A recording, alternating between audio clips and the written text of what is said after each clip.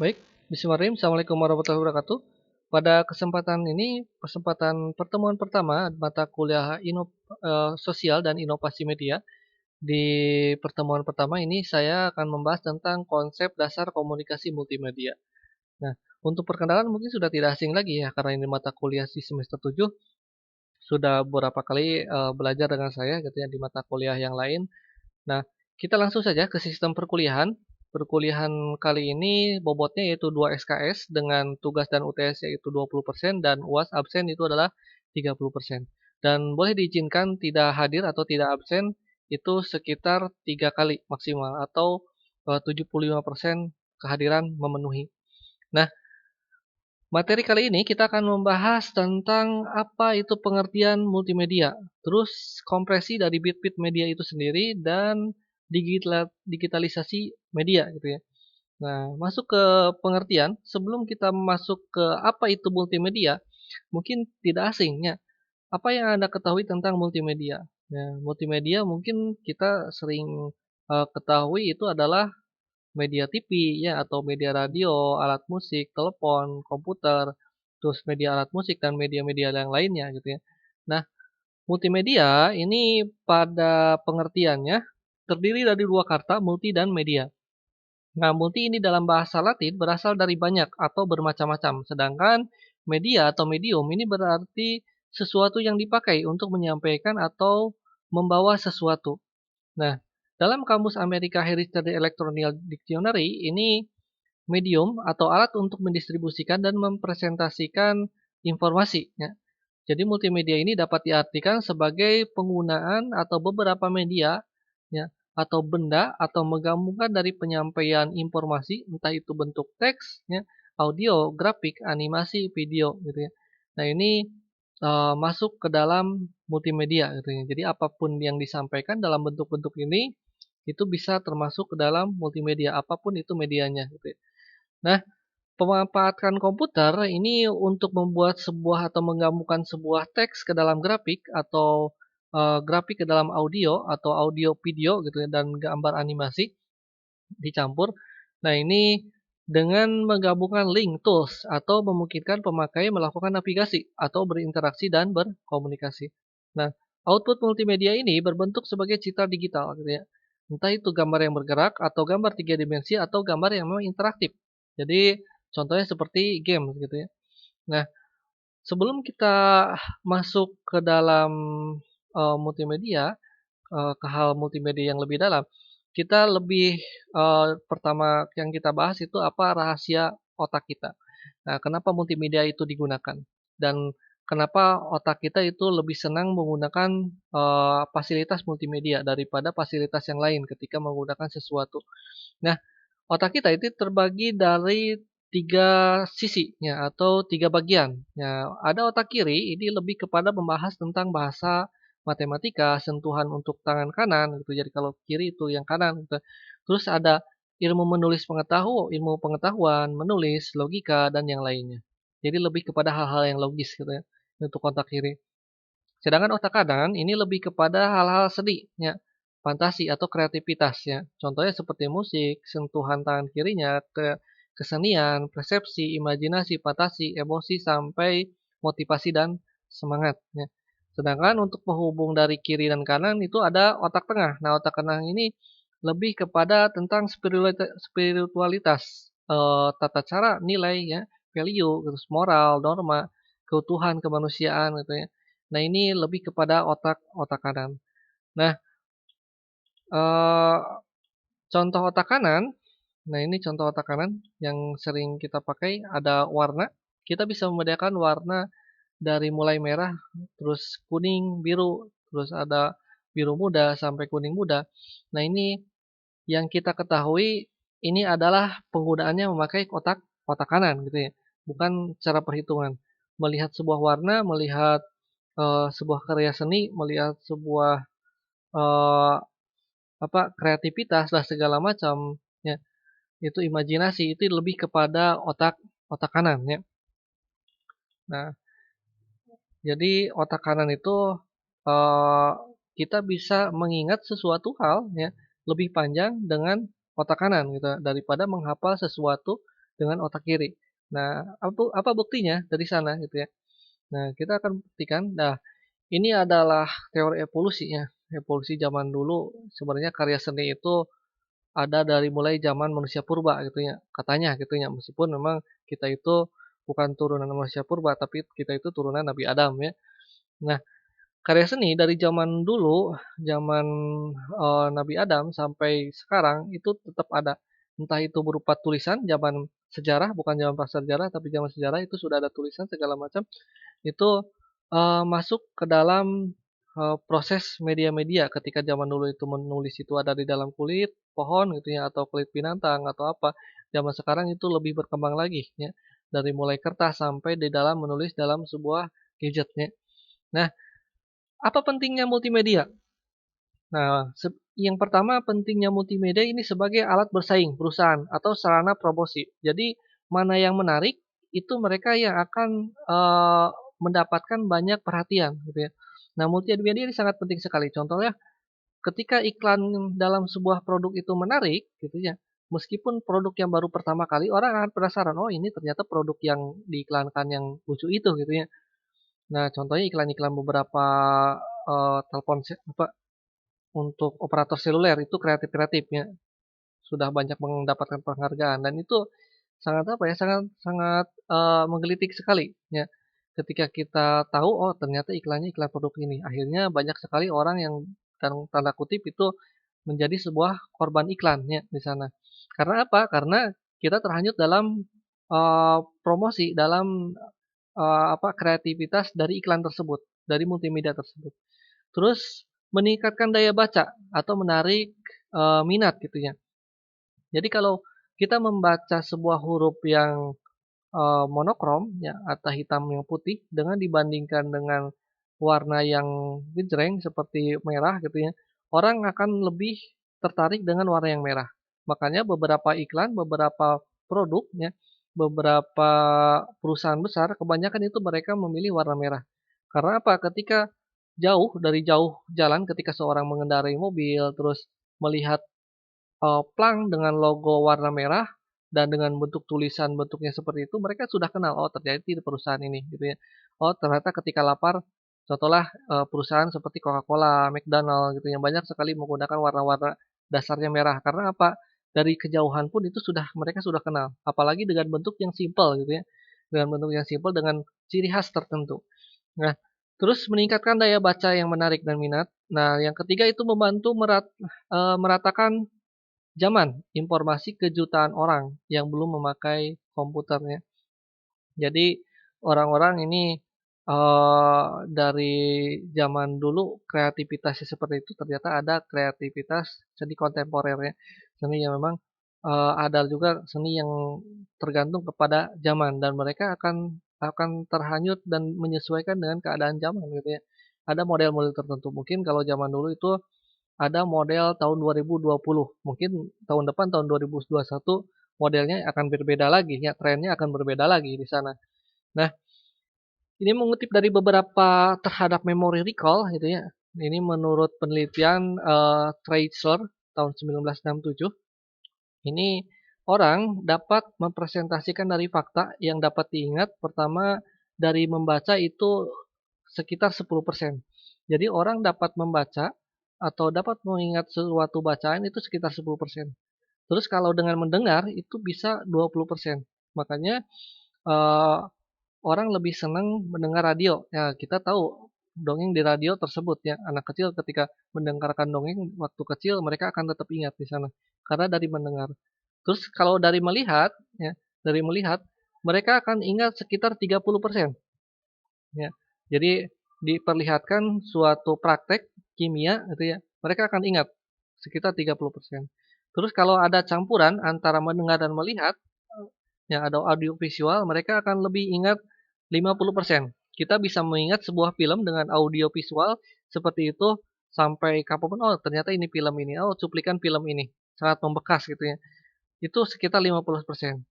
Tapi ada lagi yang lebih lebih besar gitu ya, yaitu dengan pengalaman, saying dan doing gitu ya.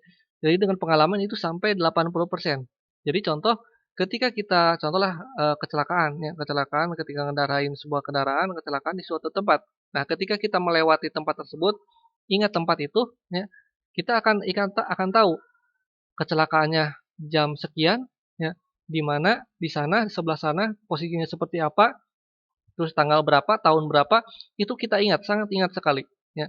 Karena apa? Karena kita mengalami di sana, ya. Makanya guru terbaik itu adalah sebuah pengalaman, ya. Nah, terus, nah gambaran umum, ini multimedia ini terdiri yang tadi disebutkan seperti ada image, ada teks, video, audio, atau perkataan gitu ya. Nah, lalu akan diproses ke dalam sebuah multimedia system. Nah, multimedia system ini memproses menjadi sebuah media asset management, terus ada pemiliknya siapa, ada framework-nya, ada tool-nya apa yang digunakan gitu ya. Lalu dihubungkan dengan didistribusikan dengan sebuah jaringan, ya. Jaringan ini contohlah seperti streaming video seperti di YouTube atau webpage atau, streaming audio, terus virtual world atau client server gitu ya. Nah ini, masuk ke dalam hal-hal multimedia. Jadi, medianya apa saja diproses, lalu didistribusikan menjadi sebuah multimedia yang kita sering pakai gitu ya. Nah, ada beberapa level. Nah ini dalam industri multimedia strukturnya ini yang pertama, level pertama itu adalah konten, konten media. Ya mungkin istilah konten ini sudah tidak asing dari beberapa istilah YouTubers ya. Konten apa gitu ya, yang menarik perhatian banyak orang ketika membuat sebuah video, kontennya konten apa.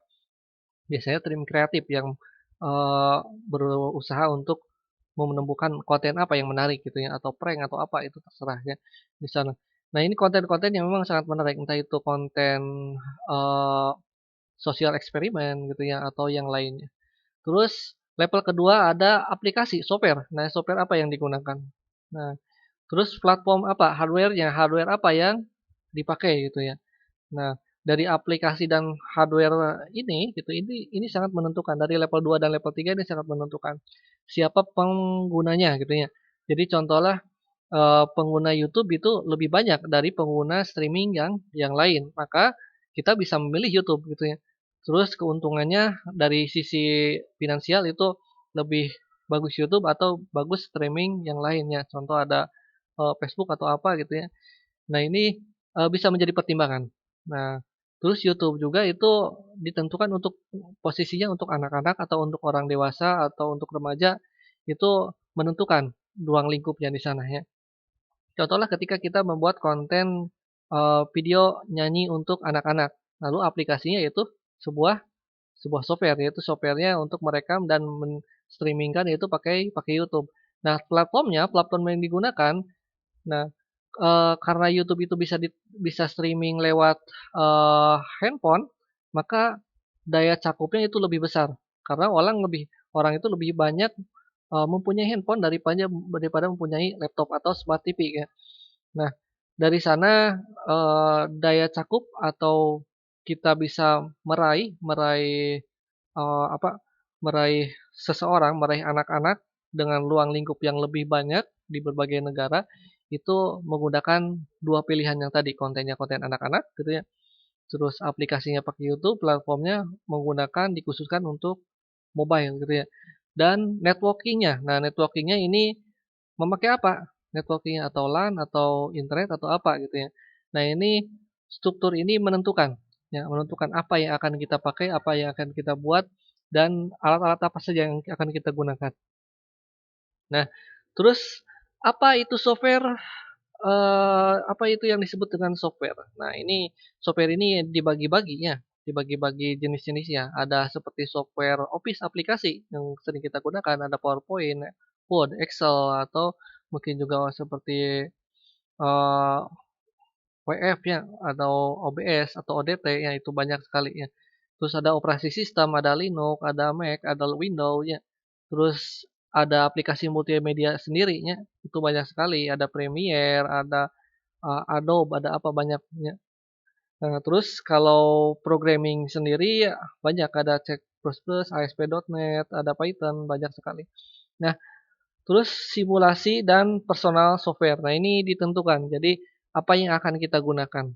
untuk, memakai atau untuk mempresentasikan atau untuk membuat sebuah media gitu ya. Contohnya kita membuat sebuah media banner atau media spanduk atau media untuk baligo gitu ya, maka software yang digunakan itu mungkin CorelDRAW ya. Terus untuk editing fotonya itu Photoshop. Nah itu masuk ya. Teksnya, fontnya seperti apa ya, kata-katanya seperti apa, itu masuk di sana ya, ke dalam, multimedia. Nah, perkembangan multimedia ini mengikuti perkembangan internet. Jadi seiring dengan perkembangan seperti CD-ROM drive atau DVD drive gitu ya. Nah, ini pada akhir abad 20, ini 2/3 rumah tangga di Amerika ini telah memiliki komputer dan setengahnya terhubung ke internet. Nah, adanya industri telekomunikasi atau multimedia ini memudahkan perusahaan melakukan merger dan aliansi. Jadi, kalau dulu itu cuma beberapa orang yang mempunyai komputer yang bisa mengetahui media-media yang bisa, eee, berinteraksi dengan multimedia, YouTube, streaming, atau apa. Tapi zaman sekarang hampir semua orang itu bisa memakai gitu, termasuk ketika kita belajar online seperti ini gitu ya, itu memakai multimedia, ya. Nah, terus perkembangan multimedia ini dapat mengubah tempat kerja atau bisa mobile. Nah, zaman Covid yang sekarang kita bisa melakukan rapat atau melakukan pembelajaran itu dengan virtual ya, dengan mobile gitu ya. Kita bisa kapan saja, di mana saja. Nah, kenapa saya memilih, merekam untuk video pembelajaran, ya selain juga untuk supaya tidak beberapa kali mengajar dengan kelas yang sama, mata kuliah yang sama. Hal yang lainnya yaitu kadang-kadang terkendala sinyal gitu ya. Pernah beberapa kali menggunakan aplikasi Zoom atau apa, kadang-kadang sinyal atau, suara itu tidak terdengar gitu ya, karena beberapa gangguan. Tapi kalau seandainya streaming ini di-upload di YouTube, mungkin gangguan dari sinyal dari saya mungkin bisa diminimalisir ya.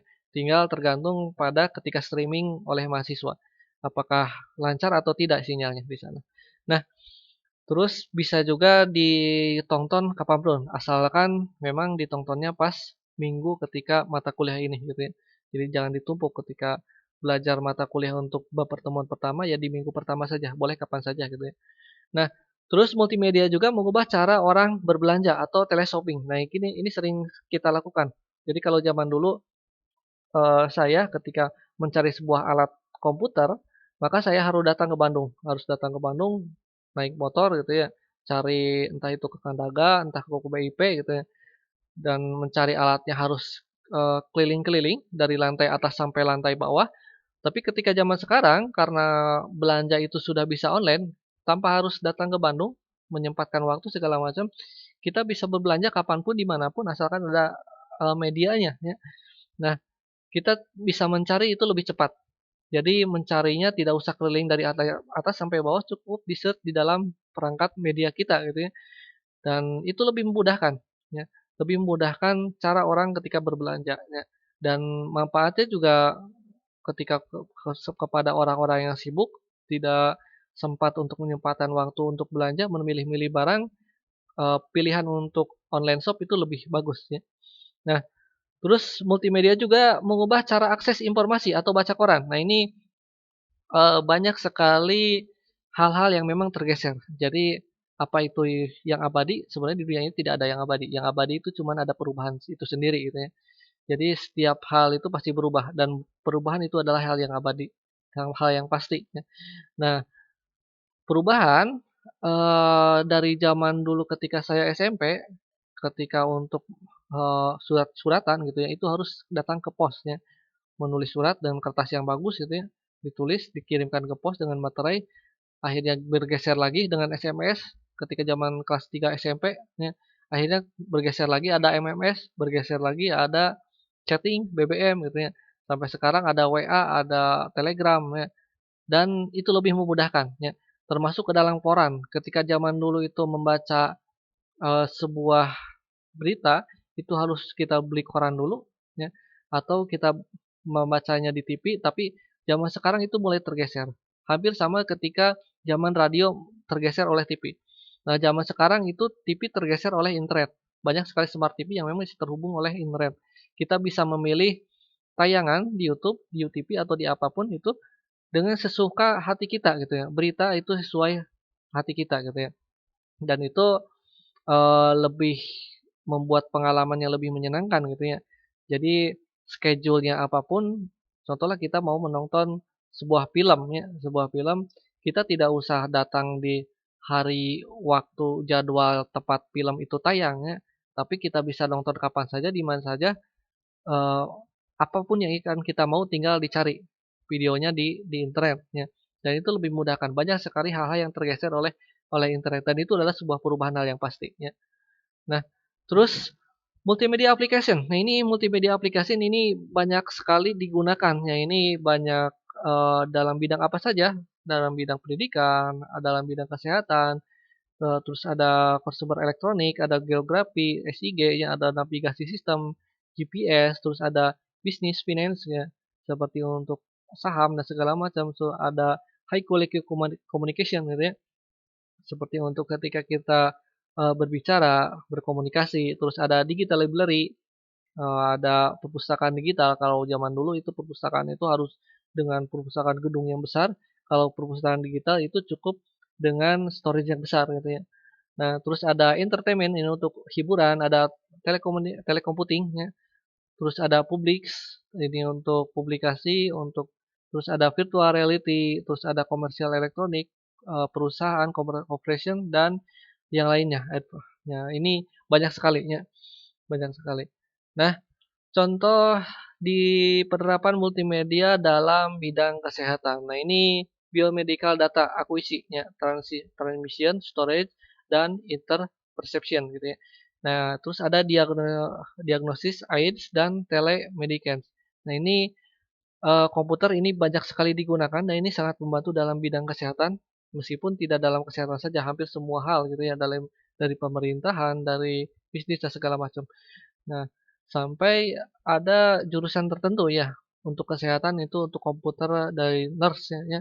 Ini, orang yang memang mengerti untuk menggunakan alat tersebut ya, alat kesehatan tersebut yang memang terdiri dari untuk media untuk, eee, check up ya, check up data kesehatan ya. Nah, terus hal yang lain seperti virtual reality. Nah, ini virtual reality banyak sekali seperti dalam pembuatan game, pembuatan, eee sebuah alat, sampai membangkitkan orang yang mati gitu ya. Nah, ini yang paling bawah itu seorang ibu yang kehilangan anaknya, lalu dihidupkan dengan virtual reality. Ya, ini sangat, ibu itu sangat sangat, bahagia sekali gitu. Sampai virtual reality ini ada yang sampai digabungkan dengan sensor neuron atau sensor, saraf gitu ya.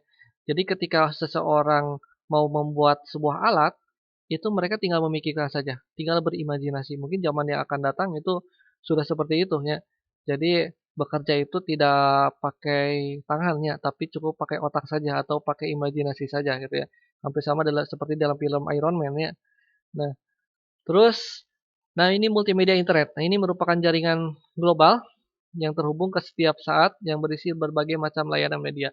Nah, fasilitas internet ini terjadi berbagai macamnya seperti ada email, bulletin, board service ya atau network news, ada FTP ya, transfer, ada remote login, ada browser, ada komunikasi dan telekonferensi dan yang lainnya. Kalau zaman sekarang itu sudah banyak sekali fasilitas internet.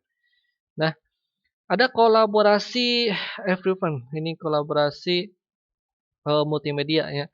Jadi kalau zaman dulu itu, eee, mau melihat ketika telepon, sekarang jam berapa? Maka harus telepon sambil lihat lihat jam. Tapi zaman sekarang itu sambil menelepon ya jam juga sudah ada di dalam telepon. Atau ketika kita sambil menelepon, mau baca berita ya, mau baca berita atau melihat dokumen, maka di handphone kita, di smartphone kita itu sudah ada ya. Kita bisa membuka dokumen, membuka apapun itu bisa sambil telepon, sambil berkomunikasi di sana. Nah, terus ada delivery multimedia. Nah, ini seperti, ada compact disc ya, compact disc ini zaman dulu ya. Ada index, isi, mesh, prosedural, dan distribusinya. Terus ada kiosk, ini komputer system, access, one platform, transaction, and play games gitu ya.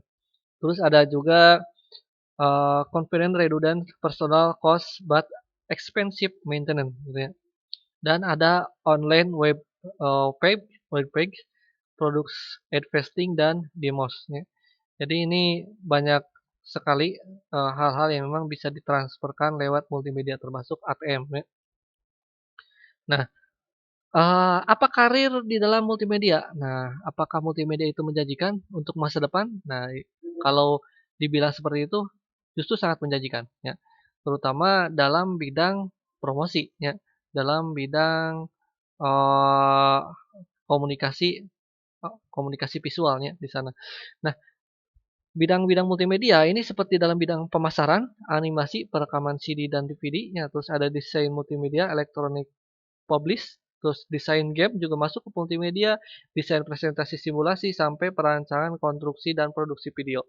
Nah, hal-hal ini bercakup ke dalam multimedia. Jadi, Anda mempelajari multimedia memang sangat apa ya, sangat sangat menjanjikan. Jadi, bukan saja pemrograman, bukan saja jaringan, justru multimedia juga di dalam industri kreatif itu sangat sangat bagus. Malahan di beberapa negara Eropa jarang sekali ada home industry seperti Indonesia. Kalau di Indonesia mungkin home industry itu seperti pembuatan keripik gitu ya, atau pembuatan apa itu. Kalau di beberapa negara Eropa itu adalah home industri kreatif ya. Industri kreatif seperti pembuatan jasa iklan, jasa logo atau apa.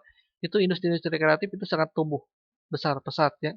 Dan eee, sangat banyak sekali diminati. Nah, terus ada digitalisasi media. Ini mengubah media menjadi bit digital. Nah, digital multimedia ini semua data yang seperti numerik, seperti image, foto ya, foto atau video atau suara itu didigitalisasi dalam sebuah nomor atau bit ya. Jadi kalau komputer itu terdiri dari bit-bit atau dari 0 dan 1. Nah, digital data dapat diproses ke dalam sebuah komputer. Nah, dikompres dalam sebuah format digital ya. Lalu dapat dimasukkan ke dalam storage on disk ya, berbentuk seperti VHS atau video kaset ya. Dan data ini data-data seperti dalam audio, video kaset ya. Contohlah kalau zaman dulu itu seperti pakai kaset ya.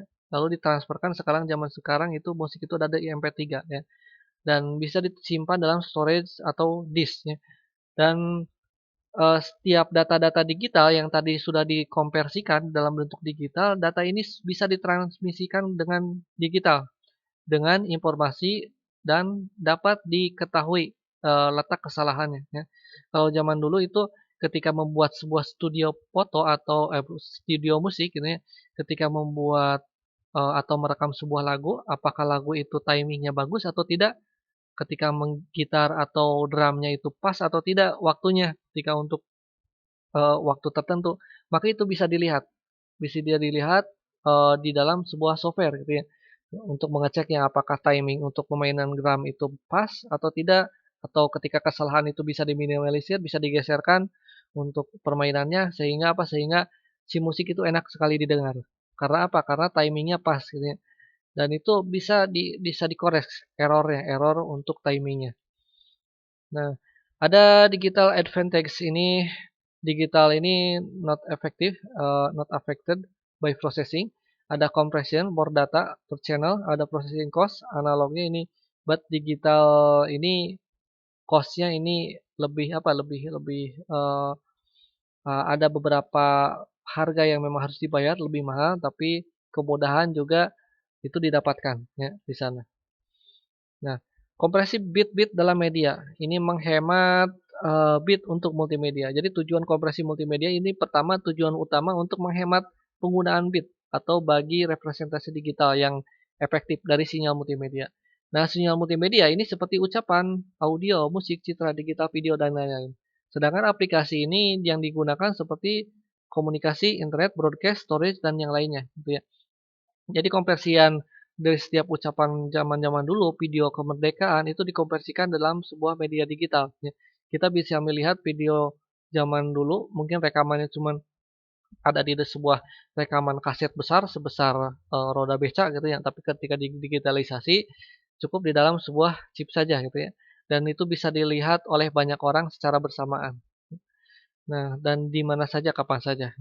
Nah, lalu apa itu konversi? Nah, ini konversi ini adalah teknik pemanfaatan data sehingga diperoleh file jumlah bit dengan ukuran yang lebih kecil daripada ukuran aslinya gitu ya. Dan kompresi ini bekerja dengan mencari pola peluang redundansi. Jadi ada data-data bertumpuk, ada data-data yang sama, data-data berulang gitu ya. Jadi pada data yang bergantikan dengan sebuah data tertentu. Jadi ini lebih memperkecil ukuran data gitu ya. Jadi ada beberapa data yang masuk dengan ukuran yang besar, lalu ketika dikonversi itu menjadi lebih lebih kecil gitu ya. Dengan memanfaatkan karena apa? Karena multimedia di dalam media itu sendiri tidak semua media setiap orang itu mempunyai media yang bagus gitu ya. Kadang-kadang contohnya ketika kita main game, resolusi game yang besar gitu ya, itu cuman bisa dimainkan oleh beberapa gamer sultan gitu ya. Berbeda lagi dengan ketika kita memainkan game-game yang kecil. Nah, bisa mungkin kalau dipakai atau dimainkan itu di game HP kentang juga bisa ya. Nah, itu manfaatnya konversi gitu ya, manfaatnya untuk membuat sebuah ukuran yang memang lebih kecil, sehingga, eee, dengan perangkat apapun itu bisa di setel ya. Dan selain hal itu juga menghemat storage atau menghemat penyimpanannya. Jadi selain kecil ukuran games-nya gitu ya, atau juga bisa ukuran filenya itu bisa lebih kecil. Nah, terus jika sebuah lagu pada CD audionya ini ada 50 MB, maka sementara lagu yang sama dengan format 3 MP3 ini bisa dengan 5 MB. Jadi kalau zaman-zaman dulu itu ada seperti file PCD-nya, PCD, DVD-nya dengan formatnya mungkin belum HD atau belum 4K gitu ya di dalam format videonya dengan ukuran yang sangat besar sekitar 700 MB ya kalau kita nyewa CD zaman dulu gitu ya. Tapi zaman sekarang itu kita bisa memutar video, kalau DVD kan biasanya formatnya DAT ya kalau DVD, kalau VCD gitu ya.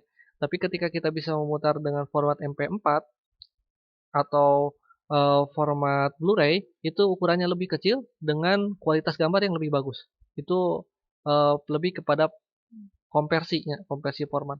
Atau hampir sama seketika dalam CD video itu audio itu ada 50 MB, ketika dikonversikan dalam MP3 cukup 5 MB saja ya. Jadi semakin ke sini storage itu memang semakin besar tapi ukuran file juga itu harus semakin semakin kecil. Nah, lalu kenapa? Nah, ini ada multimedia development. Nah, ini seperti capture form, ada read from a file sampai receive over network-nya. Ada processing, dari processingnya seperti eh, penerapan efek seperti filter, transport atau apa, terus ada compress atau decompress, memperkecil atau memperbesar, ya. Terus ada convert format ya dari format ini ke format anu gitu ya. Terus ada di outputnya yaitu present yang sekarang. Terus save to file ke file apa dan send to network atau dikirimkan ke siapa ya. Nah, jadi eh rekapan untuk mata kuliah ini, untuk pertemuan sekarang, pertama, teknologi multimedia ini adalah the next revolution, ya. Jadi revolusi atau suatu apa, sebuah sebuah hal yang memang untuk masa depan ini sangat menjanjikan sekali. Revolusi untuk sebuah entah ini sebuah iklan atau hal-hal yang lainnya seperti teknologi juga itu masuk ke dalam media. Terus juga kunci sebagai digitalisasi media ya. Jadi yang dulunya konvensional atau analog didigitalisasikan ya. Terus konversinya juga harus dilakukan dengan efisiensi dengan penyimpanan dan transmisi yang lebih kecil dan efisien. Jadi dan ini adalah sebuah awal gitu ya. Nanti di masa yang akan datang multimedia ini akan lebih spektakuler lagi. Baik, itu saja. Terima kasih atas perhatiannya. Saya tutup. Wabillahi taufiq wal hidayah. Wassalamualaikum warahmatullahi wabarakatuh.